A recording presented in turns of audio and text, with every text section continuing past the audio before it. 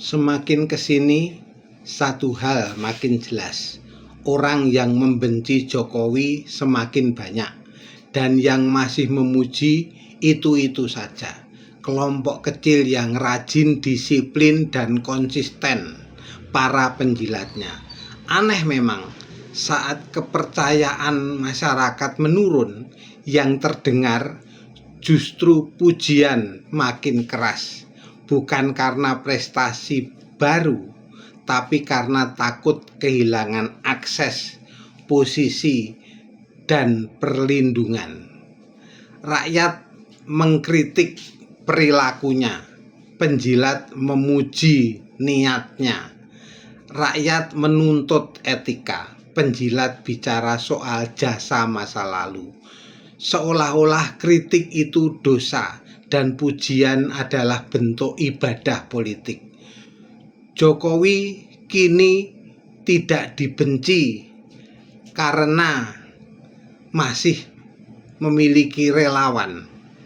Ia dibenci karena tak tahu kapan harus berhenti sok berkuasa secara moral.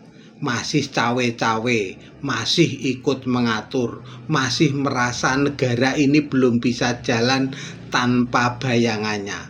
Tapi lihatlah, yang membela Jokowi bukan lagi suara rakyat luas, melainkan suara yang itu lagi.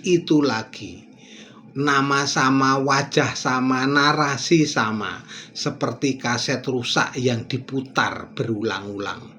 Ironisnya, semakin penjilat memuji, semakin rakyat sadar ada yang tidak beres. Karena pemimpin yang benar-benar dicintai tak butuh barisan pemuji bayaran dan pembela membabi buta. Kritik dibalas dengan label, pertanyaan dijawab dengan emosi, dan kesalahan ditutup dengan kalimat sakti. Dulu juga begini, tapi hasilnya baik. Masalahnya, rakyat hidup hari ini bukan di nostalgia pencitraan. Jokowi boleh punya pendukung, itu wajar. Tapi ketika yang tersisa hanya penjilat yang berteriak paling lantang, itu bukan lagi dukungan, itu alarm bahaya bagi warisan kekuasaan.